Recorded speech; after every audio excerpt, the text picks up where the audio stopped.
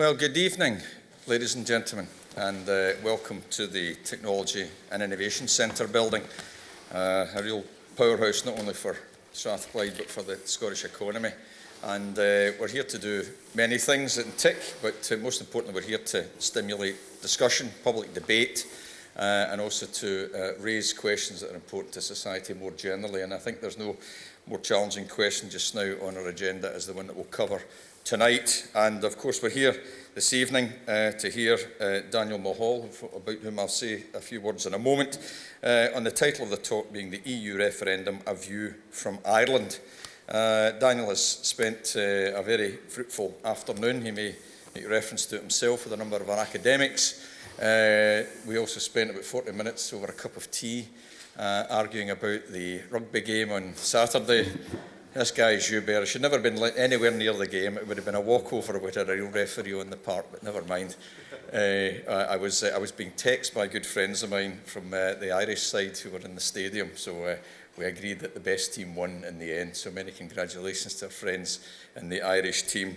But of course, it's formally my great pleasure to welcome His Excellency Daniel Mulhall, Ambassador of Ireland to Great Britain, here to the University of Strathclyde in TIC, to give the first lecture in the International Public Policy Institute's International Lecture Programme.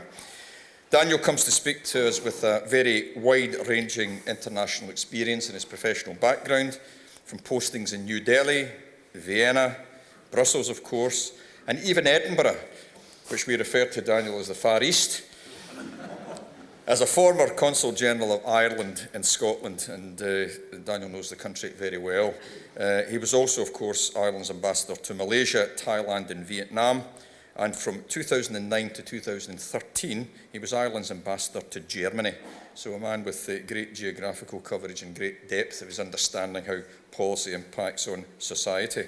And of course, his posting in Germany was immediately prior to taking up the post at the Court of St. James in 2013. Allied to his wealth of international experience, he also brings an historian's eye and sensibility to his view from Ireland on what is undoubtedly the most important public policy issue currently facing the UK electorate, whether to remain or to leave the European Union. And in fact, although this is the first in an international series, we had another lecture back in January that IPI hosted on the topic. And in January, Humza Yousaf, MSP, was here, Minister for Europe and International Development of the Scottish Government, and he spoke on Scotland and Europe. Enormously informative debate, high quality exchange as well, with colleagues from Brussels, from Westminster, from Scotland, of course, from a wide range of academic institutions. And they were discussing at that time what the key points would be, but back then we didn't know what the date would be. There was some speculation, would it be early or late, and there was a I may as well reflect on it. I think the majority of views was it should be a little bit later than ultimately we've rested on the 23rd of June, but that's what it is now, so let's see what that means for us. But of course here in Strathclyde, we are an institution whose roots lie in the Scottish Enlightenment, the only Scottish institution to be created back then. We celebrate our 220th year here in 2016, and of course our founding principles are around useful learning. Nothing demonstrates this better than we provide a platform for discussion and constructive debate, the hallmark of any thriving democracy. So the International Public Policy Institute, I'm delighted to say, having welcomed its Executive Director, David Wilson, some 6 months or so ago to join us following his time at Scottish Government, was established by us to communicate, develop and internationalise public policy research at Strathclyde and to engage in current public policy debates. And of course, here we are tonight discussing the main issue that's concentrating much of our attention. And it's entirely appropriate that we hear the views from our friends from Ireland, friends that have shared these islands and who are co-partners in Europe. Many of the perspectives to date on the EU referendum have been understandably views from within and from across the United Kingdom, but few have been from, as we say in Scotland, out with this country, and hence the importance of the Ambassador's contribution here tonight. So, ladies and gentlemen, please join me in welcoming His Excellency Daniel Mulhall, Ambassador of Ireland to Great Britain. Thank you very much.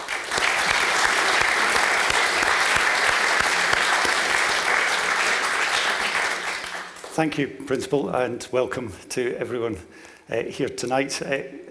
when the principal said he'd introduce us, I was expecting an introduction about a platform for discussion. Quite literally, here we have this platform. So if we have a feeling of vertigo, you'll understand why.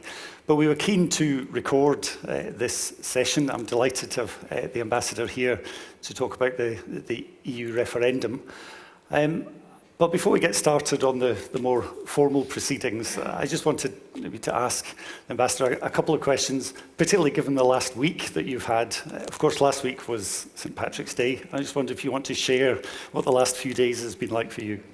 Well, we had our Minister for Justice and Equality visiting. She spent the best part of a week with us. And I think in that time we had about 25 events.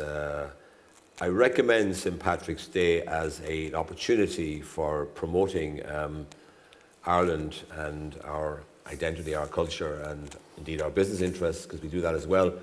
But for ambassadors, it's a time when we can become quite tired of wearing the same colour tie every day. This is my first day wearing a tie other than the selection of green ties I've acquired in the course of my career. They're on a rack in my wardrobe, and I use them to death in March, and then I put them away, and I tend to avoid the green tie for the rest of the year. But well, what we try to do is we try to employ St. Patrick's Day as a resource for Ireland. So, for example, the Minister and I led the parade through the streets of London, and it was great to see the streets of London, many of which were probably built by Irish labourers way back in the post-war period when they came over in large numbers. And we had the streets of London to ourselves as we walked down with the whole population of London looked on, I think is a line from one of Percy French's songs, The Mountains of Mourne. And that's what it seemed like to me as we walked down the streets. And then the Minister and I spoke from the stage in Trafalgar Square to about 10,000 people, the largest gathering I've ever had the opportunity to address. And what I did was I actually read a poem for the occasion, as I often do. And the poem was, to me, it summed up, because this year is the centenary of the Easter Rising. And I wanted to make the point about the Easter Rising centenary and how important it was, not just for Ireland, but also for our relations with Britain, because it started a new pattern, a new era in British-Irish relations as two independent sovereign nations, as opposed to the previous situation we had before the Easter Rising and before we became independent. And I read a poem written by a man called Francis Ledwidge, who was killed on the Western Front in June or July of 1917. But the poem I read was a poem he wrote in honour of Thomas MacDonagh, one of the leaders of the Easter Rising. So I thought it was a nice way to capture the complexity of that period by reading a poem by a man who died in British uniform about a man who was executed for his part in the Easter Rising in 1916. I thought that was probably the best way I could think of capturing the intriguing complexities of that period. And you've got a busy month ahead with more commemorations on the Easter Rising. Yes, I mean, we have quite a few. Well, my aim in this regard, and I'm actually going to be here in Glasgow on the 3rd of May, speaking about the Easter Rising centenary, and also in Edinburgh on the 2nd of May. But I'm kind of doing an Easter Rising tour, if you like, at the moment, because I'm in Oxford next month at the Oxford Literary Festival on the subject. I published a book, well, it's been published actually this week, called The Shaping of Modern Ireland, which I edited with a Cambridge academic, and which tries to understand that period and tries to bring it to life through some of the figures who were active in Ireland at that time 100 years ago. Not just the leaders of the Rising, but also other figures who were involved, who weren't directly involved in the Rising, but who contributed, if you like, to the overall intellectual and cultural atmosphere of those times. So yes, we're taking, but my aim in doing this is really that I feel that our relations with the UK have improved so dramatically over the last 20 years due to EU membership, by the way, as I will talk about later, but also due to the success of the Northern Ireland peace process and the visit by Queen Elizabeth to Ireland, the visit by President Higgins here 2 years ago. It's made a huge difference to our relations. But I think that an understanding of each other's history can also play a big part in completing that journey of reconciliation, because we've made a big effort over the last, I'd say, 20 years to understand the importance to Britain and British identity of the First World War and the remembrance traditions that are so important here. Every November, I've had the privilege the last couple of years to lay a wreath on behalf of the Irish government at the Cenotaph on Remembrance Sunday, first Irish ambassador ever to do so.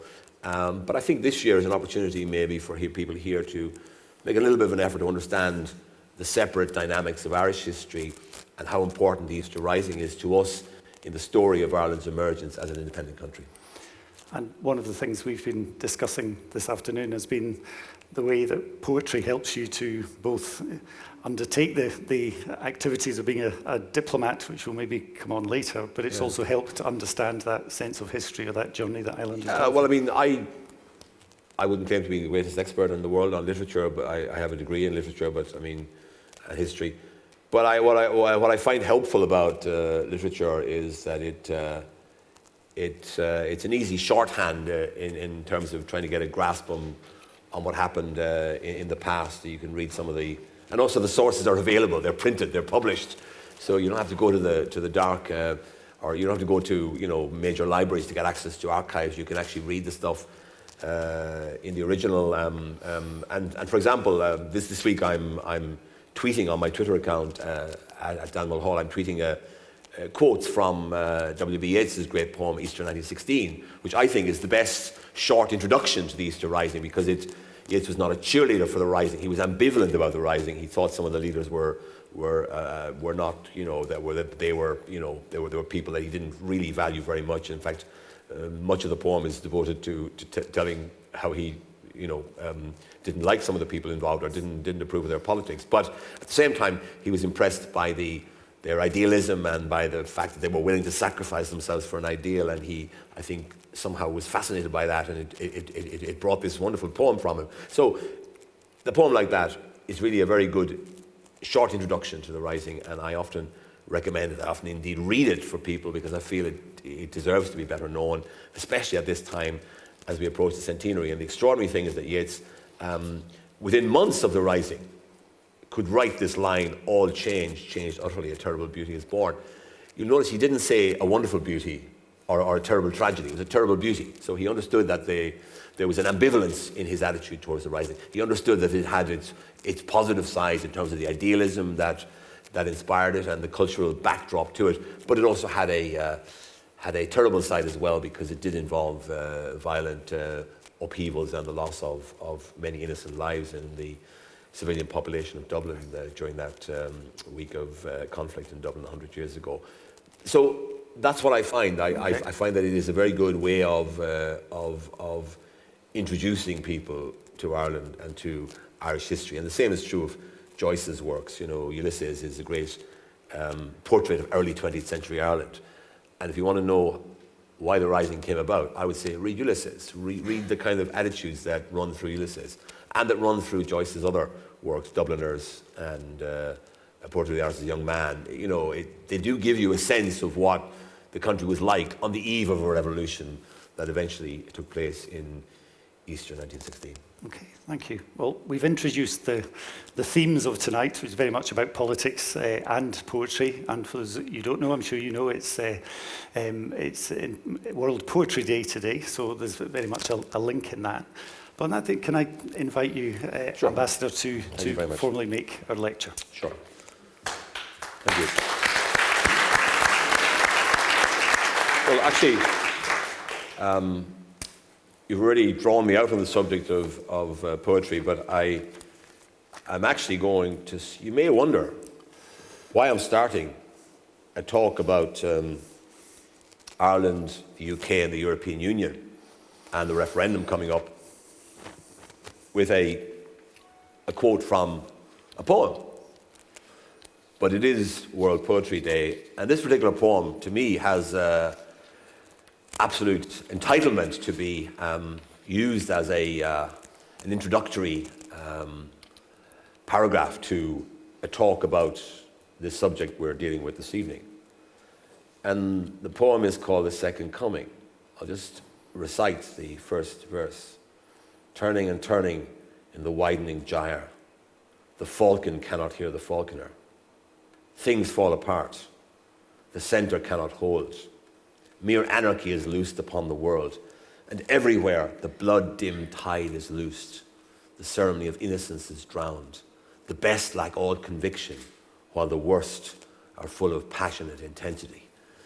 Now, when Yeats wrote that poem in 1919, he was writing, of course, he had very good reason to be gloomy about the state of the world and to believe that there was some kind of cataclysmic second coming about to arrive. He had this idea that history goes in 2,000-year cycles and we were coming to the end of the Christian era and some rough beast was already in the sands of the desert waiting, slouching towards Bethlehem to be born, as he put it in the second verse of the poem. It's a good reason to be worried. You know, Europe had just witnessed the slaughter on the battlefields of the First World War. You had revolution in Russia. You had revolutions breaking out in Germany and other parts of Europe. The world seemed to be turning itself upside down in an unprecedented way. And meanwhile in Ireland, you had the War of Independence breaking out. And Yeats was a man of conservative instincts, a man who valued the established order, was an admirer of the leisured classes and their cultured lives. And he was worried about the future when he wrote that poem. And of course, anybody reading that poem in the 1930s or 40s might have said, gosh, wasn't he a great prophet? Didn't he get it right? Because in the 1930s and 40s, it did look as if the centre was about to collapse and mere anarchy was loosed upon the world with a merciless struggle between the ideologies of right and left that occurred during the Second World War and indeed in the aftermath of the Second World War. But actually, when you think about it, the centre has held. Since the Second World War, the centre, the political centre broadly defined, has actually fared pretty well.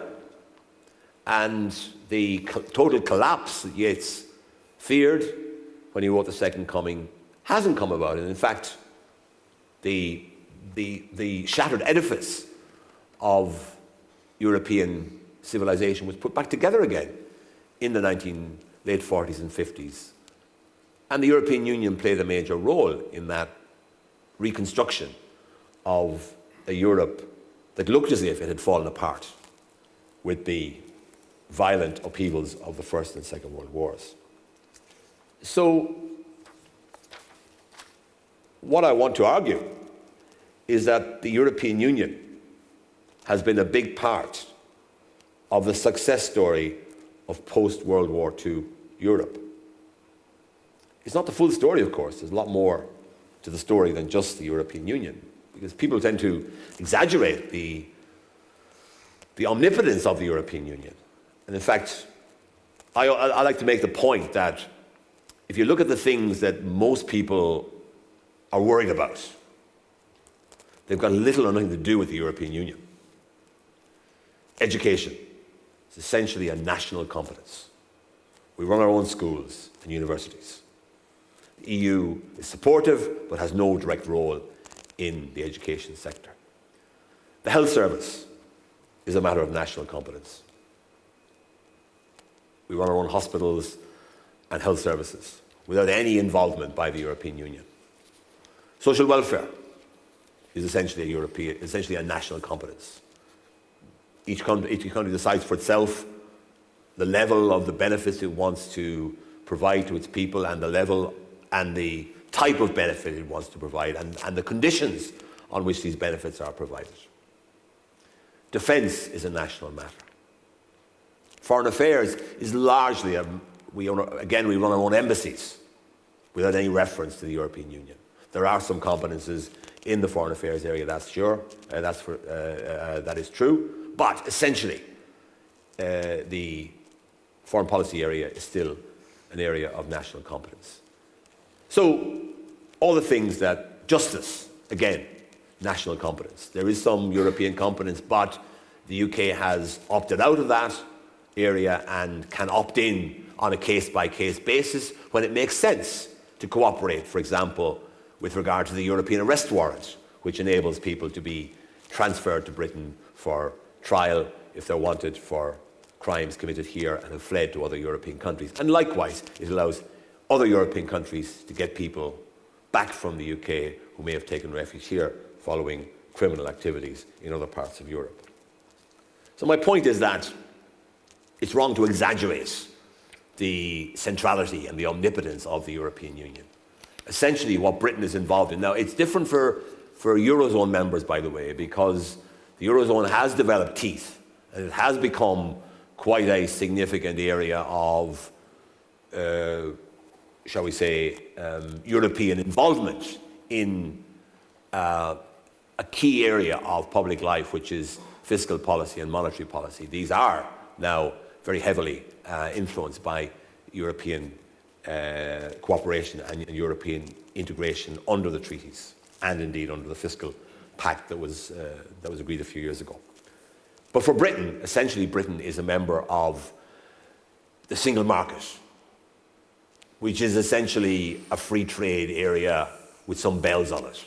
It's not something that I struggle to understand why people get so excited about the dilution of sovereignty involved in the single market, which for me is simply a practical manifestation of the need to have rules that can govern and control the single market, which has 500 million consumers, depending on a regulatory framework that people can trust. So, for example, if we didn't have regulation, how would we be able to trust products that are coming from other parts of Europe? How would we be able to know they were safe for our children to use? How would we know that that the food we were consuming from other parts of Europe was safe to eat? So we do need regulation. But essentially, the European Union, that bit which Britain is involved in, is a single market, a free trade area with additional elements built onto it in order to make it more effective. And if you need to illustrate that point about the EU's essential nature, all you have to do is ask yourself a simple question. What is the budget of the UK as a percentage of GDP? The answer is somewhere between 35 and 40%. 35 to 40% of the GDP of the UK is in the budget of the British state. What is the percentage of European Union GDP that's in the European budget? I'm sure if I ask the question, I'd get lots of different answers, but I'm not going to test you, so you're okay. You can relax. But it's 1%. It's less than 1%. It tells you that the EU is only really involved in things that are relatively peripheral. The EU budget is used on agriculture, cohesion funding for the benefit of the economically weaker, more peripheral parts of the Union, and of course on some agriculture, cohesion, and competitiveness, supporting European competitiveness through research funding and so forth. So it is a relatively small budget. It's small change, really, and for most countries, the net contribution to the EU budget is something in the region of 0.2% of their GDP, which really is small change. It's a lot of money, of course, in absolute terms, but as a percentage of GDP, the small size of the contribution that's made to the EU budget tells you all you need to know about just how important EU membership or the European Union is. It's important, of course, because it's a symbol of Europe's togetherness, of the capacity of Europeans to work together in pursuit of certain shared goals, but it doesn't interfere in most of the central areas that most people consider to be the mainstay of public policy: health, education, justice, defence, and so forth. So I would say that, following on from that, my argument would be that it would be a shame if a UK exit from the European Union were to damage this, on the whole, successful European venture, and to boost those who oppose our shared Western values. The second point I want to make is about Ireland's European experience. So I'm going to talked about the European Union.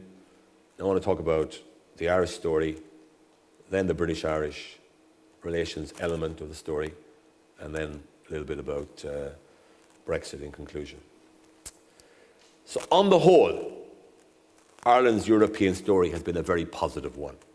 Of course, there have been some setbacks and difficulties, and especially in the last number of years, during the economic and financial crisis, Ireland obviously had to suffer some significant challenges as a result of our being part of the Eurozone and having to stand over the debts of Irish banks in a way that created great pressure on the public purse in Ireland. And however, we have come through that now, and we are growing our economy again at about 7.8% last year, and the prospects for this year look very positive as well. So we have come through, but there have been difficulties. There have been times when our experience of EU membership was challenging, but we have come through the most recent set of challenges in a very positive and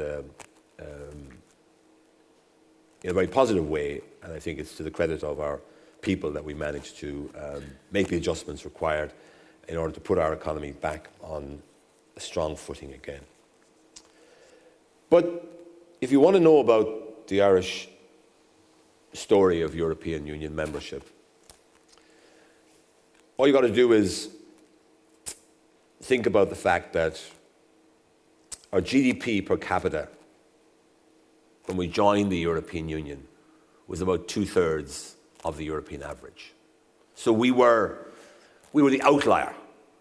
All the other countries in the Union when we joined in 73 were roughly around 100%. Some, like Luxembourg, were much higher, but Luxembourg is a special case. Some were, like Italy, were a little bit below the average, but mostly the other countries were all around the same wealth level. And Ireland was really by far the weakest and poorest economy in the 9-member European Union we joined in 1973. Our economy at that time was excessively dependent on agriculture and on the British market. The original members of the EEC needed persuasion to be able to believe that Ireland could cope as a member of this advanced economy club. Because we were so dependent on the British market, in effect, once Britain joined the European Union, Ireland had little alternative but to join as well. And I remember, as a very young boy, I was just finishing school at the time actually, when EU membership was being debated. And one of the key arguments was, look, if Britain joins, we have to join as well. That was one of the sort of arguments that was used to support the case for, and it was probably true at that time because we were so heavily dependent on Britain that it would have been a disaster for us had Britain joined and Ireland been left outside. But I think quickly Ireland, maybe unlike Britain, started to see the advantages of EU membership, the benefits flowing from the CAP, the Common Agricultural Policy, which Ireland was well equipped to benefit from, having at that time an oversized agricultural sector and a relatively small and weaker industrial base. The structural funds, of course, later became a great benefit to Ireland, especially when the southern countries joined, when Spain, Portugal and Greece joined. There was a club of countries that had the weight between them to be able to press for more resources to be devoted to cohesion and structural funds policies. But it was the advent of the single market in the early 90s that really made a difference, enabling Ireland to bridge the wealth gap between ourselves and our European partners. Because in the 70s, our GDP per capita was 2/3 the European average, but we were only a little over 1/3 as wealthy as the wealthiest European country, which is Luxembourg. Today, Ireland's wealth levels are above the European average, comfortably above the European average.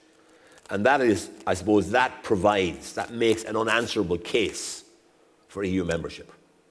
the fact that we've gone from being this poor country, 2/3 the average wealth level of the other European member states, to a point where we're one of the wealthiest member states on a per capita basis, even after the ravages of the economic crisis, which certainly set Ireland back, but we're still in a very strong position with regard to our advancement from the time we joined the European Union, when we were such a relatively backward country in economic terms. So this year we are marking the centenary of the Easter Rising, as I mentioned, and it naturally encourages us to draw up a balance sheet of the past 100 years. And I suppose the political balance sheet we have is a very positive one, because we've had 100 years of stable democratic government with a political tradition that has expanded, developed, and become more pluralistic over the years, as reflected in last year's marriage equality referendum.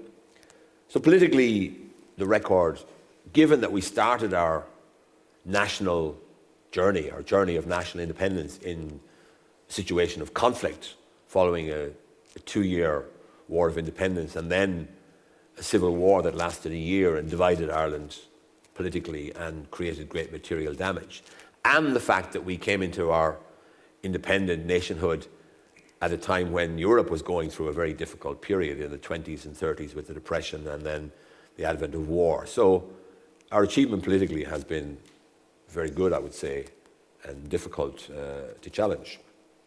Economically, of course, we were less successful for much of our past 100 years. And to give you an illustration of that, in 1960, almost 4 decades into Irish independence, 74% of our exports went to the UK. So we were in a situation that we had acquired a full independent status.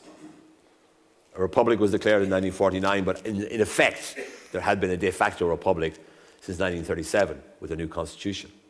And yet, 3/4 of our exports went to the UK, meaning that we had very little in the way of economic independence. And it was really only when we opened out our economy from the late 50s onwards, partly in anticipation of being able to become a member of the European Union at some stage. It was only then that we started to make some headway, and our dependence on the UK market started to decline.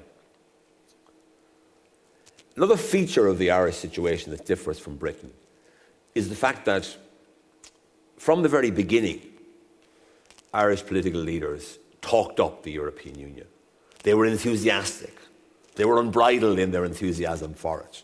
And for example, Sean Lemass, who was Taoiseach when we made our final application in the late 60s, he said, "Ireland belongs to Europe by history, tradition, and sentiment, no less than geography.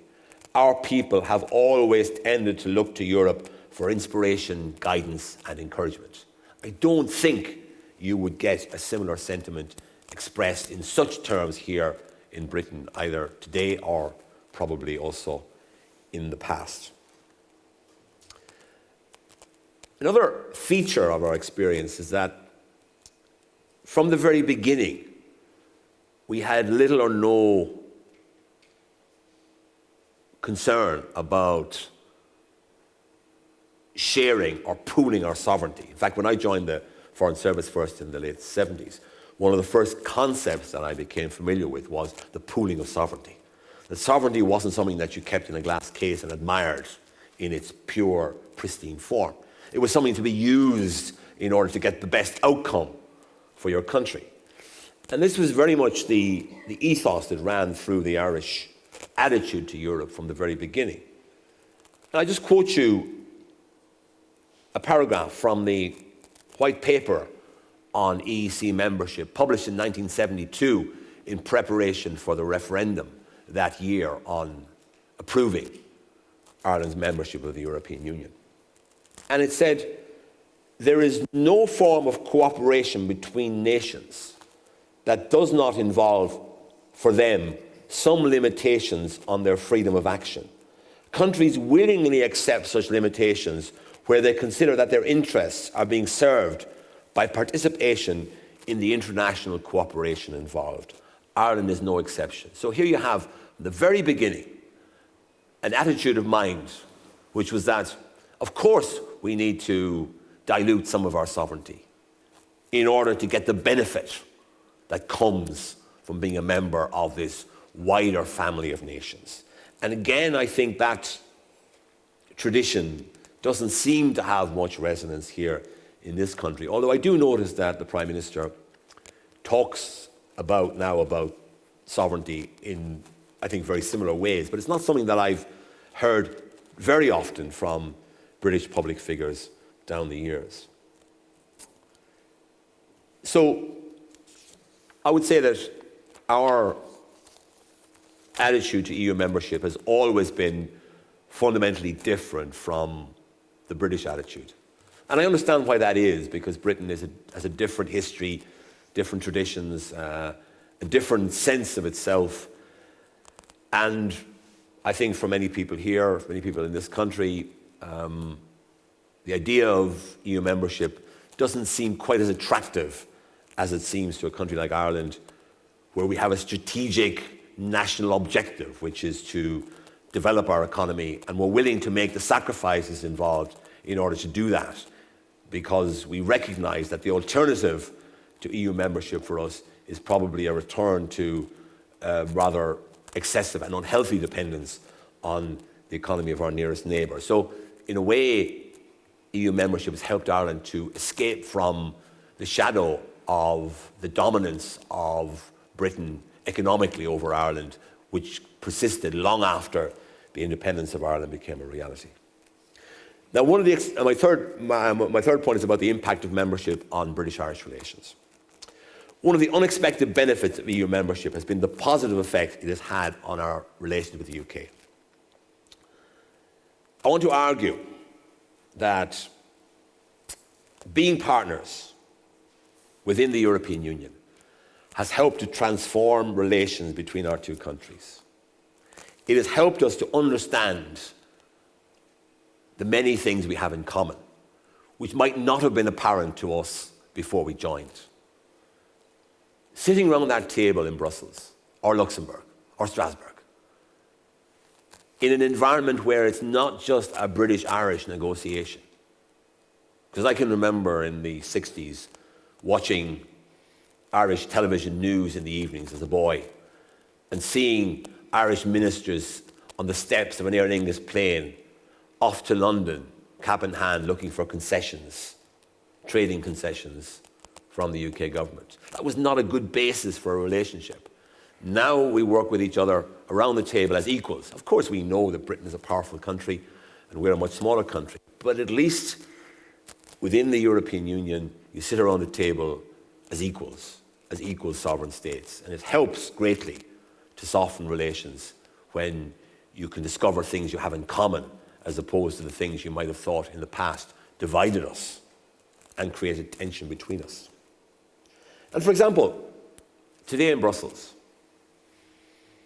there are probably 25 meetings taking place at different levels. At each one of those meetings, there's an Irish and a British delegation. And chances are they will do a bit of tic-tacking in advance to compare notes on the discussions coming up. And afterwards, they'll probably have a word in the coffee bar to review the meeting and see, because they probably have a very similar agenda when it comes to the issues being discussed. And there are, I think, 6 like-minded groups dealing with issues to do with the single market and digital economy and data protection and climate change, in which Ireland and the UK are members of these like-minded groups, mainly with the Scandinavian countries. So we do have a lot of things in common. And this has helped greatly to build relations between us over the years.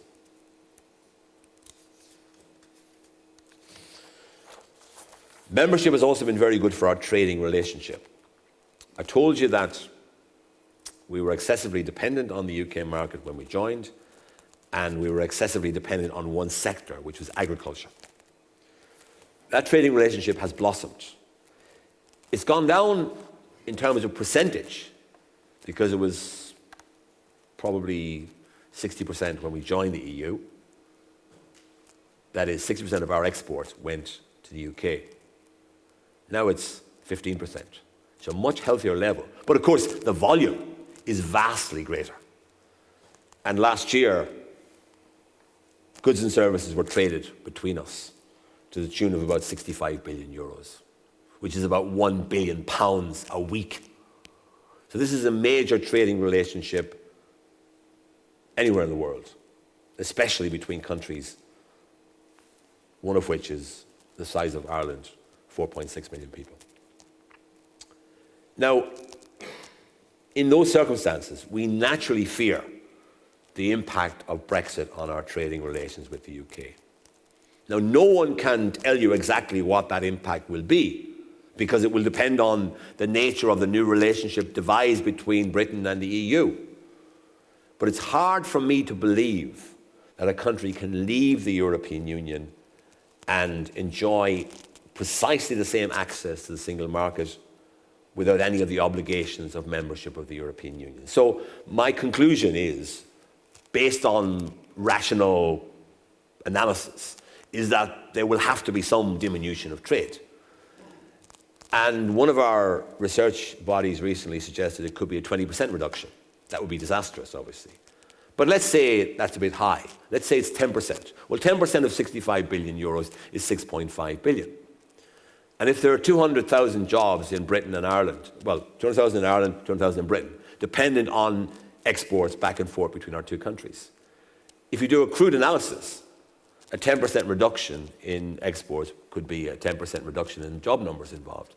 That's 20,000 jobs, which even for Britain is a significant number of jobs.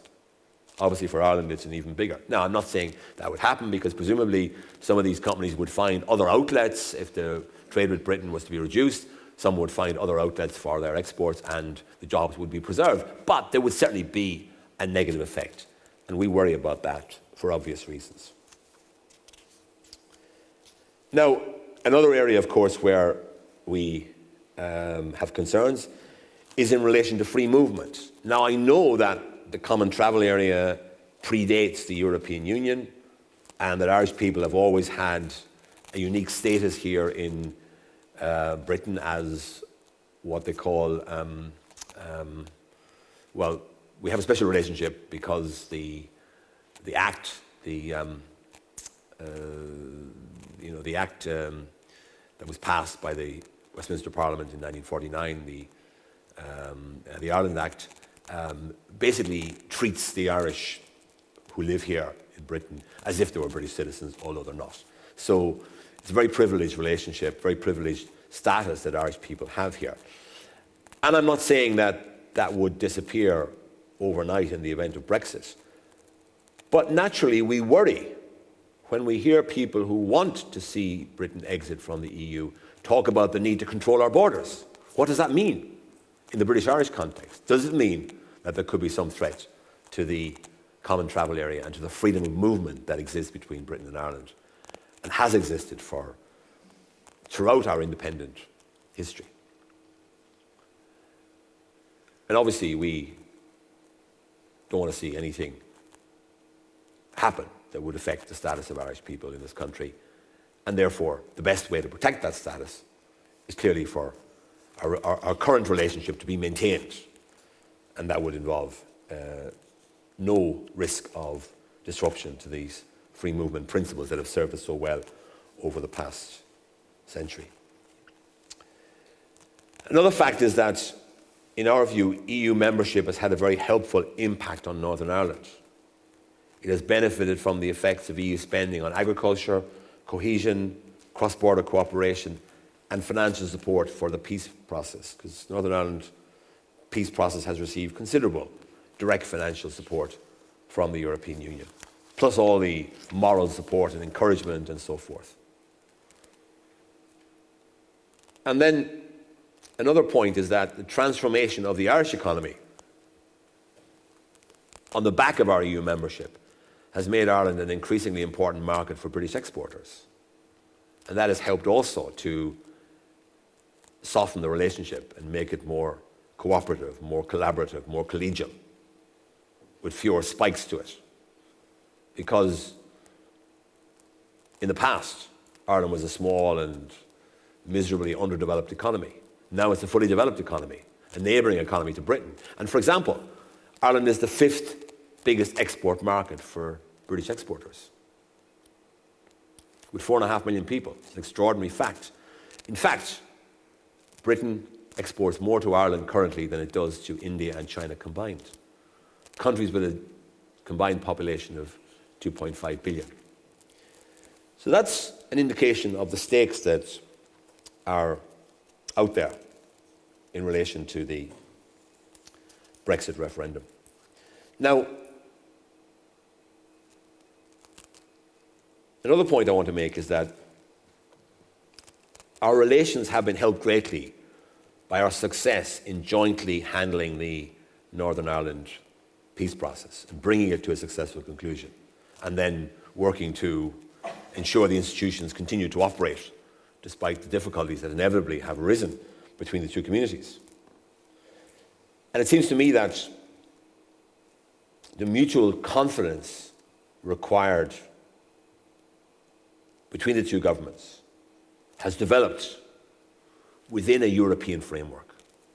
And for example, the first in a series of productive personal relationships between our heads of government arose between John Major and Albert Reynolds. They were the first ones to start moving the peace process forward towards the solution that emerged in 1998 with the Good Friday Agreement. And those two men first met each other when they were both members of the ECOFIN, of the Economic and Financial Ministers' Council in Brussels all those years ago. And then they moved on. Both of them became heads of government, Prime Minister and Taoiseach. And that relationship stood to them in good stead. It would never have been the kind of relationship that it became to the benefit of the peace process had they not had the opportunity to deal with each other around the table in Brussels and to do favours for each other. Because I remember Albert Reynolds telling me once that, he first became friendly with John Major because he was able to help him on some issue, and Major helped him on other issues. So alliances formed, and this has happened throughout the last 40 years to the benefit of our two countries. Now, it is an irony that after 100 years of evolution of British-Irish relations, and with the relationship between our two countries at a peak of friendship and cooperation that's never been seen before. It's an irony that at this stage in the relationship between us, 40 years as EU members together, 20 years of very positive, friendly development following on from the Good Friday Agreement, that the UK is considering the option of leaving the European Union. And this concerns us deeply, because we would be worried about the impact of a British departure in 3 areas. We would worry about the impact on British-Irish relations when we're no longer members of that same club together, no longer meeting each other every day at meetings around the place in Brussels and Luxembourg and elsewhere. Our ministers no longer meeting each other at council meetings in Brussels. Our prime ministers no longer sitting around the table together having dinner at the European Council, comparing notes and supporting each other, as indeed the Taoiseach Enda Kenny was very strong in his support for David Cameron in the recent negotiations on the New Deal for Britain in Europe. If all of that were to go, there would certainly be a loss. It's impossible to quantify that loss, but the loss would be a political loss and an economic loss. The economic loss in terms of trade and investment, which would be hampered by a British departure. Secondly, we'd be concerned about the implications for Northern Ireland, because Northern Ireland is always a place where it needs careful tending. You have two communities that need to work together. And to remove Northern Ireland from the European Union, as would happen, of course, in the event of Brexit, would raise all kinds of issues about relations between North and South. Remember, today, because of the European Union, the border in Ireland is an invisible border. It's an open border. And people travel back and forth every day to work and shop and visit friends and family and so on. And the idea of turning the clock back and imposing some kind of customs controls between the two parts of Ireland, dreadful, negative, regressive step. Not to mention the possibility that some kind of passport controls might be required. Things that have never existed before. Never in the history of Ireland have there been passport controls between North and South. Now, I'm not saying that will happen. In fact, I would hope we would find ways of avoiding it. But when you move into this unknown territory, the possibility exists that circumstances could undermine the very positive situation we currently enjoy on the island of Ireland and between our two countries. We would also, of course, be concerned about the loss of Britain for Europe, because this would be a significant blow to the European Union. It would be the first time that a member state had ever left the Union. And that would clearly undermine, probably pretty seriously, the European Union. And it would be to the benefit of those who don't like, or who dislike the values and the traditions that the European Union tries to advance. So it would be a blow to the European Union. And as Ireland is remaining in the European Union, that's our national strategy. Our fundamental national interest is served by staying in the European Union. Because of that, we obviously wouldn't want anything to happen that would damage the European Union's standing and credibility into the future. And finally, we appreciate the role that Britain plays within the European Union. Together with Ireland, we tend to be on the same page. We tend to be looking to a more efficient, outward-looking, free trade-oriented European Union. And the absence of Britain around that table would be felt by the whole Union, but especially by Ireland, given the many interests we have in common. So there is a sense in which Irish-UK relations have come a full circle since 1916, from conflict to cooperation, from friction to friendship. What do we want for the future? Well, I would say a continuation of current arrangements seems to me and to us to be the best option, because we know what we have. We have a very positive environment now between our two countries, within the European Union. We're not saying it would disappear, it would be destroyed, but there would be risks, and those risks are ones that we think are best avoided. So the European Union creates a positive triangle between Ireland, the UK, and the EU countries. And it brings us together into a productive partnership.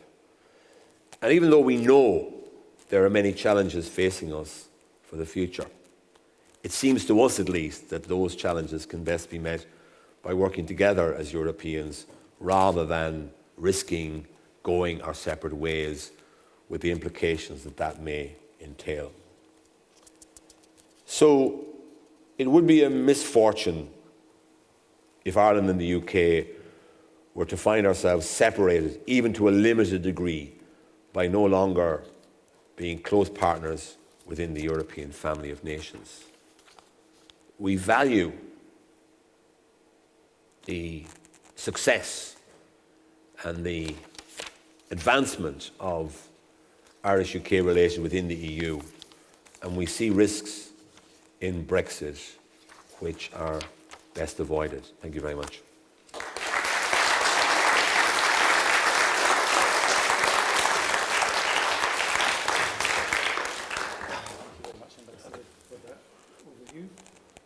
Thank you, Ambassador, for that overview. Very keen to open the session up for questions. If we inevitably have that first moment when there isn't a question, I've got a whole list here that I could ask. A good academic. But talking of good academics, we do have a question, if you want, maybe perhaps on a theme about opinion. John, do you want to kick off? Yeah, if we can just wait for a mic so that we can record it.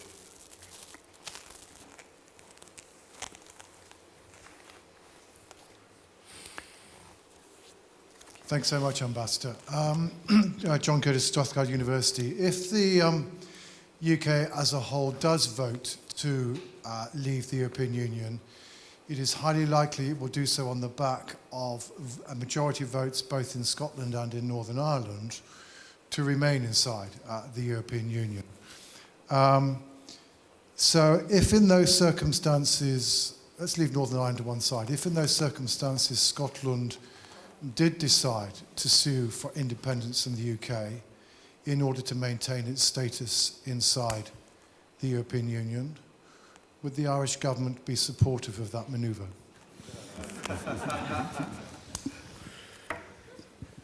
Well, when I was here the first time in my tenure as ambassador in 2014, before your referendum, I kept being asked to express a view on Scottish affairs, and I resisted the temptation heroically, I felt. But I felt it was the only thing that could be done. I really felt that because we're not members of this union, the union of Scotland, the union which Scotland and England are involved in, that it would be unwise for us to express a view. And I think it would also be unwise for me now to express a view on the hypothetical situation that you refer to. I think the only answer a diplomat can give to that kind of answer is to say we'll cross that bridge when it comes, because engaging in too many hypotheticals is probably a risky business for any diplomat, and certainly for an Irish diplomat in the UK. But perhaps, John, before we take the microphone from you, do you want to give your current assessment on the hypotheticals? Oh, I think it's fairly clear that Scotland and Northern Ireland will vote to remain, and the position of the UK as a whole is extremely uncertain. But I think part of the point behind my question is, of course, is that the vision of the European Union from an Irish perspective that you painted is, of course, shared by the nationalist community in Northern Ireland, and it is also shared by the nationalist community here. And in a sense, the picture you presented of the view of Europe as it were, being a threat to sovereignty as opposed to means of advancing sovereignty is, I think, very much an English and Welsh perspective. It's not one that's shared either in Scotland, at least by the SNP, and it's not shared equally by the vast majority of the nationalist community in Northern Ireland. Yeah, I mean, obviously we appreciate the fact that in fact we do keep a very close watch, as I said, on what's happening here in this debate. We're following it every day, almost as if it were an Irish debate, because it's so important to us to keep tabs on it and to understand all the ramifications of it. And of course, we are aware of the fact that there is a difference of opinion, or there's a difference of public attitudes in Scotland as opposed to in England, perhaps. We're obviously glad, because we want Britain to stay in the European Union. We're glad to see evidence of strong support for EU membership wherever it's found, and of course that includes Scotland. So we do appreciate the way in which opinion is configured here in Scotland, which may be different from the rest of the UK, and likewise in Northern Ireland the indications are that it's something like 70-30 perhaps for Remain. But there's a vigorous debate to take place, and I have to say one of the things that I learned from our own experience of referendum campaigns is that a referendum is not like an election, in that and sometimes in Ireland, quite often, in fact normally in our case, the yes side in the European referendum is miles ahead and then it tightens up. And sometimes it tightens up so much that it ends up being a no vote. Mainly because I think people generally only make up their minds on how to vote on the referendum maybe in the weeks or month before the poll, whereas perhaps when they're asked the question months ahead of the vote, their response may be based on limited knowledge, and when they delve into it, their views can very well change. In fact, we had a referendum last year or the year before on whether or not to abolish the Senate, and a week before the referendum, it was 60-40 in favour of abolishing the Senate, and in the end it was a vote to keep the Senate. So, and I know what happened. It was that most people had not thought about it. So, confronted with the question by an opinion poll, they said, oh, I'd get rid of the Senate. But when they went to the trouble of reading the documents in the days before the referendum, they thought, oh, well, actually, I don't really see the argument being that strong, and therefore I'm going to vote to keep it, you know? So I think, and again, because there's not the same tradition of referendum being held in Britain, apart from in Scotland, of course. Actually, you do have two in recent times, but that's whereas we have a tradition going back, a lot longer. Anyway, my main point is that a referendum is a very different political event from an election where you have hundreds of candidates knocking on doors, trying to make the point to people on the doorstep as to why they should vote a certain way. In a referendum, it tends to be largely an air war, where it takes place in the media, and therefore people have to make up their minds in a rather different way from the way they might make up their minds in an election campaign. Very much so, and we have 2 months of enjoyment still to come. So, right, another question? I'll just so that I look round. Jeremy, do you want round here?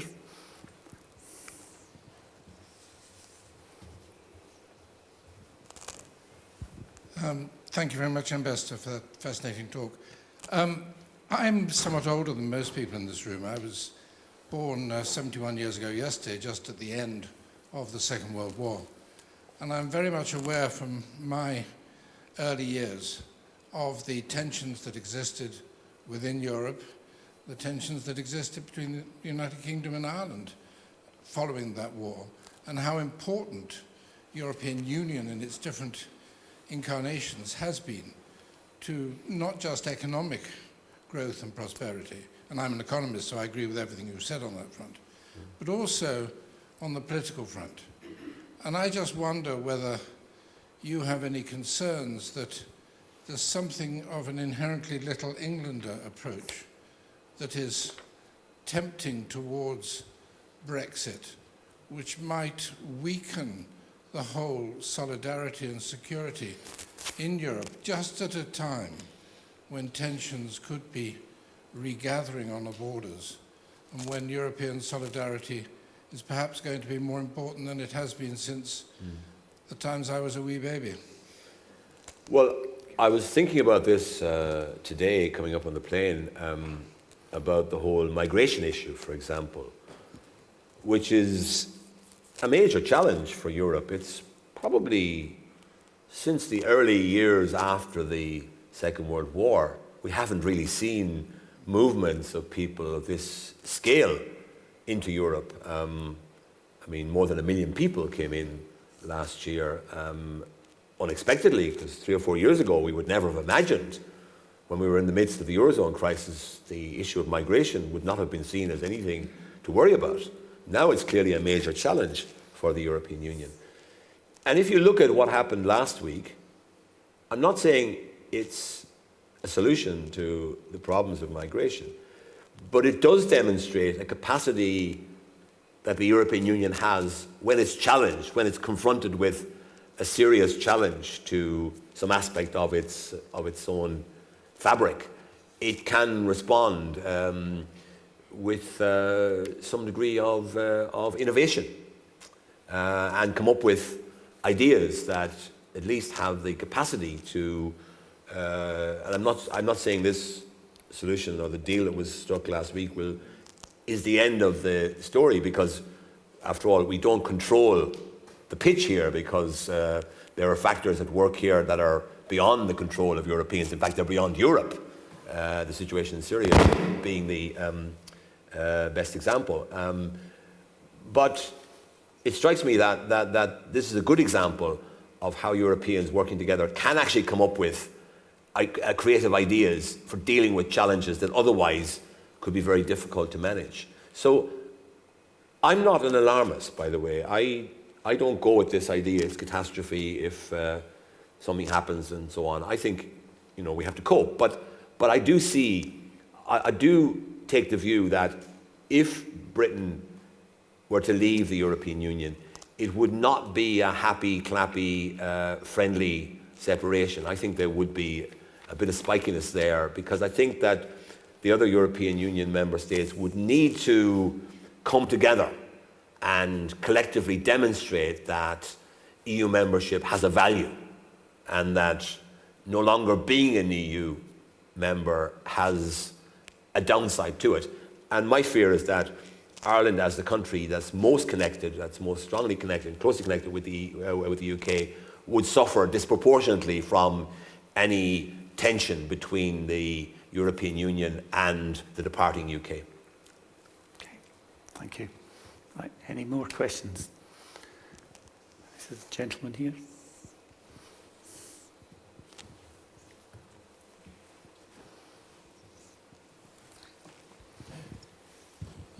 Mr. Ambassador, Frank Roy, I'm the campaign director of Scotland Stronger in Europe. I would like to ask you a question about the referendum last year in Ireland in same-sex marriage, and the perception was that young people actually shaped the opinion of the older voter in the Republic of Ireland. And do you see that could be a possibility in our referendum? Well, it's true that the referendum last year was unusual in Irish referendum history, because normally in European referendum campaigns in the past, it's been difficult to generate an enthusiasm for the treaty, because in the past the treaty has been a fairly dull piece of legal language, usually hundreds of pages long, indigestible by everyone other than a small coterie of lawyers who are trained in this area. So excitement and enthusiasm has been in very short supply, generally speaking, in Irish referendum campaigns on Europe. And the same-sex, the marriage equality referendum was different in that, even though many people might have feared that it might have suffered from a silent majority of people, or a silent group of people who might have voted against it because they didn't see any particular interest of theirs being served by a vote. In fact, it turned into a national movement to demonstrate that Ireland had changed, and I think people were determined. A sort of a national movement developed, designed to prove to ourselves that we were a country that wanted to have a vision of Ireland that was different from the vision that perhaps had existed in the past, a vision of an open, tolerant, pluralist Ireland.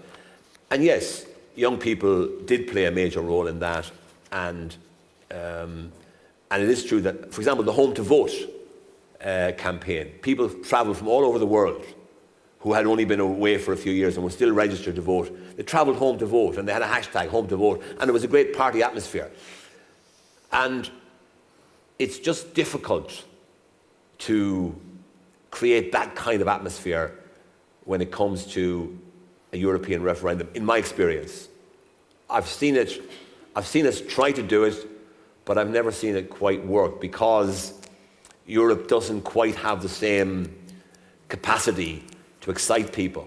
Mm-hmm. But I do think it will be important. If you look at the polling evidence, it suggests that younger people are much more positively disposed towards Europe than older people, and it clearly will be important. And the Prime Minister wrote about this in one of yesterday's papers, urging younger people to talk to their grannies and talk to their aunties and parents to convince them that Britain's future would best be served by membership of the European Union.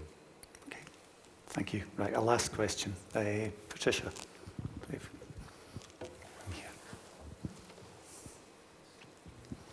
Tricia Finlay, University of Strathclyde. Ambassador, in the event of a Brexit vote, are you expecting the wider Irish diaspora in Scotland and the UK to be rediscovering their Irish roots? Well, it is true that there has been a spike in applications for Irish passports. Now, it's not dramatic, and the numbers are, but we looked at the figures for last year for the number of people born in the UK, born in Britain, who were looking for an Irish passport for the first time. And the figure was up by about 20% over the previous year. And the same was true of people who were getting a passport on the basis of a grandparent. So clearly there's some evidence that people are aware of the possibility of getting an Irish passport and retaining the right to be a European citizen and to live and work in other European countries. I think the figure that I've seen for the number of people in Britain with one Irish grandparent, which means they're eligible for an Irish passport, is something like 5 million. Now, we issue about 50,000 passports a year. So if even 1% of the 5 million were to apply for an Irish passport, it would simply, we would have to, we'd be in real trouble because, you know, we would be doubling the amount of work. And in fact, we'd be more than doubling it because these would all be new passport applications which require much more effort to process them. So it would be a major, major undertaking. I'm not sure that'll happen, but certainly we could imagine, and it is logical that someone who had an opportunity to have an Irish passport and therefore to have a European passport would take that opportunity, especially as they don't need to give up their British passport in order to secure an Irish passport. The other point, of course, is that the Irish diaspora, the Irish community here in Britain, has a vote in this referendum. And depending on how you count them, well, there are 690,000 people born on the island of Ireland. Now, not all of them would consider themselves to be Irish, but nonetheless, born on the island of Ireland, living in Britain. So, and then you have the Irish citizens and people who see themselves as being Irish who live in Northern Ireland. So it's quite a significant electorate, if you like, and those people could have a significant impact.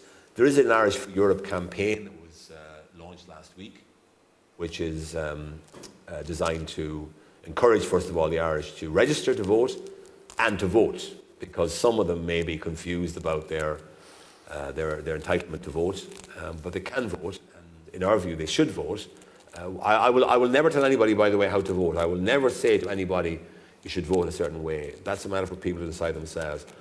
All I will do is I will make the position of the Irish government clear that we hope that Britain will stay in the European Union, but this is entirely a matter for the British electorate to decide for itself, and I wish them all the wisdom in the world.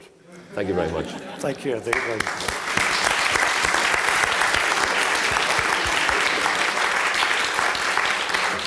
Now, can I suggest we've just a couple of minutes left? I just want to ask the Ambassador just a couple of questions. This has been a fascinating session. I think you've ended that session almost proving the point about your skills as a diplomat. But I just want to ask you, what's it like being an Irish diplomat over your career? Do you want to maybe describe?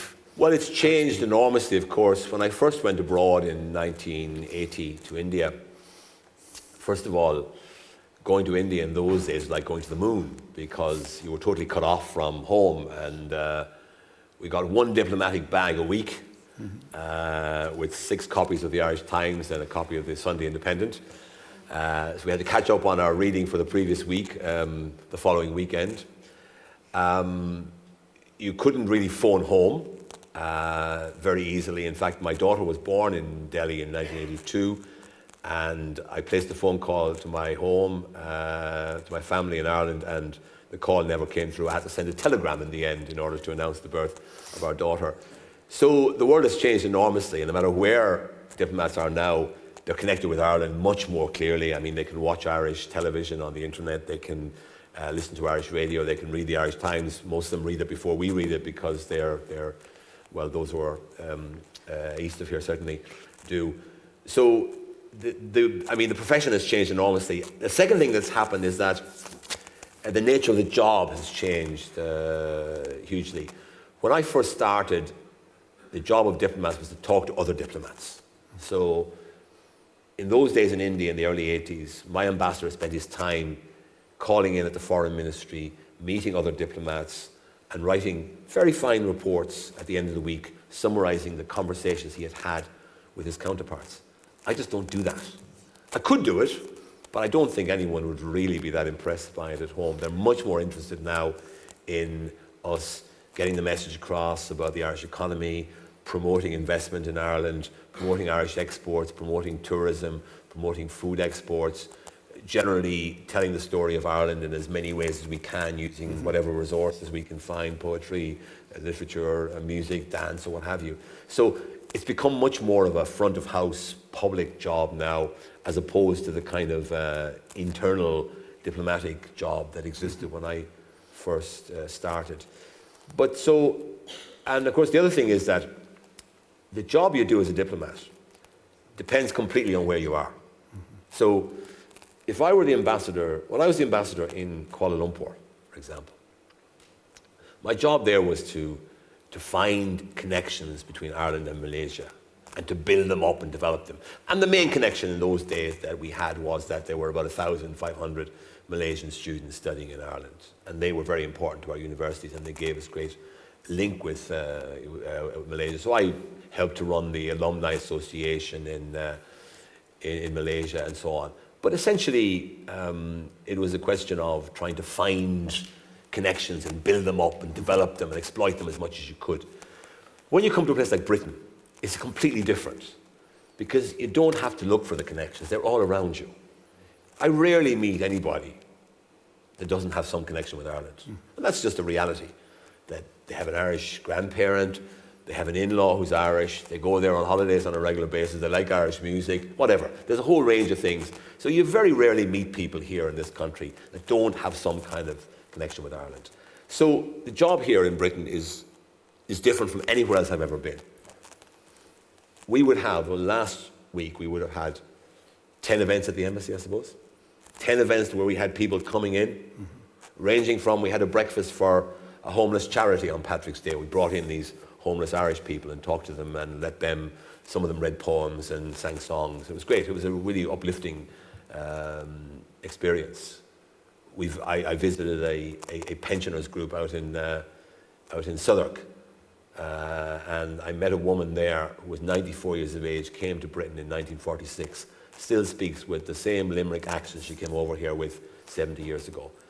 So the variety of life here in Britain is enormous when it comes to an Irish diplomat. You know, I just don't do the same thing 2 days running. I mean, next time I'm up in Scotland, I'll be talking about the Easter Rising. I'm going back tomorrow. I'm speaking at one of the livery companies in the City of London about Brexit again. I'm doing an interview with the World Tonight on Thursday about the centenary of the Easter Rising. I'm blogging and tweeting, and I must speak probably 10 times a week, I suppose, on average, and sometimes more often than that. So everywhere I go, well, you know, when I was in Germany, I occasionally got to speak when we hosted an event at the embassy. But in London, I rarely go to an event where I'm not a speaker. So you need to have one thing, and that is to have kissed the Blarney Stone. I haven't done it. I'm too scared. But I probably acquired a few skills along the way, hopefully, in my 40 years of representing Ireland around the world. You certainly have. Well, can we just finish? You share that the brief story you told me earlier about when you were in India, and finish with some poetry. Yeah, well, look, the story I told you earlier, and you asked me to tell it again, and I'm happy to do so, was that I went to India when I was 23 years of age, and I knew nothing about the world. I was very naive, much more naive than a diplomat of that age would be now, because of the internet and because of the kind of opportunities we have now to understand the world better than I could have done. I was totally naive. So I didn't really know much about the Indian connection with Ireland. But one day, I had a friend who, an Indian woman who I met at some gathering, and eventually she decided to marry a British diplomat, and I was the best man at the wedding.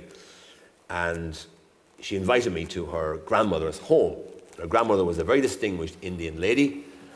At that time, she was 83 or 4 years of age, and she had been Indian ambassador to the UK, ambassador to Moscow, and ambassador to the UN. She'd been the first woman ever to chair the General Assembly of the United Nations. So she was a very distinguished lady, and I was aware of this.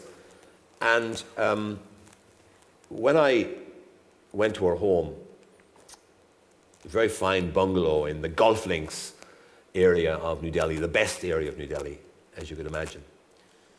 And she said to me, "Oh, you're Irish." She was a Kashmiri Brahmin, very high, sort of highly educated, impressive woman who spoke with a kind of an Indian, a very English Indian accent. And she said, "Oh, when you are old and grey and full of sleep and nodding by the fire, take down this book and slowly read and dream of the soft looks your eyes had once and of their shadows deep. How many loved your moments of glad grace and loved your beauty with a love false or true. But one man loved the pilgrim soul in you and loved the shadows of your changing face. And bending down beside the glowing bars, whisper a little sadly how love fled and paced upon the mountains overhead and hid his face amid a crowd of stars." And I said, "Mrs. Pandit, where did you learn that poem?" And she said, "I learnt it," and then she went on to recite the late Gadav Inishfree. I'll leave that for the moment. And she said, "Well, I learnt it when I was interned in the 1930s with my brother." And she said, Yeats was a nationalist, and we never forgot that. We were very much inspired by the Irish story. The Irish nationalism was a huge inspiration to us. And of course, her brother was Pandit Jawaharlal Nehru, first Prime Minister of India. So I thought, how much more of a lesson does a young diplomat need to get than to discover that a woman from the most prominent and successful Indian political family of the 20th century could have such an enthusiasm and such a ready understanding of Ireland that 50 years after she learned that poem while interned during the Indian independence struggle, she could still recite it for me. And that taught me a lesson about the value of cultural diplomacy, which I've never forgotten. Thank you very much. Right. Thank you.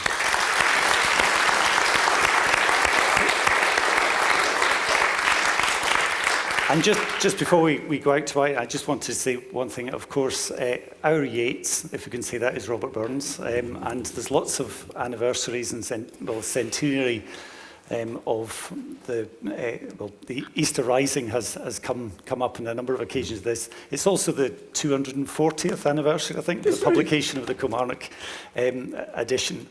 And just as a small gift to say thank you to the ambassador tonight, we've got a facsimile here of a letter which is in the Strathclyde University archives of a letter that Burns wrote.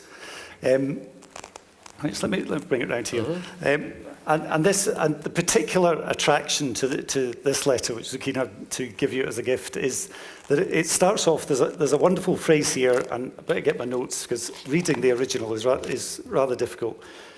But he talks about the savage hospitality which knocks a man down with strong liquors is the devil and all, which is very Burnsian. But it's just that savage hospitality reminded me of Terrible Beauty, which you talked about earlier. So just to say, as our thank to you, a small gift from the Strathclyde archives. Thanks very much indeed. Thank you very much. Thank you. You know, when I was in Germany, when I was in Germany, the street where our embassy is located, Jägerstrasse, was where one of the barricades during the 1848 uprisings in Berlin was erected. And there's a plaque on the wall commemorating that skirmish between the insurgents and the authorities. and it's a plaque with a quotation from Robert Burns, "A man's a man for all that." Yeah, thank you very much. Right, thank you.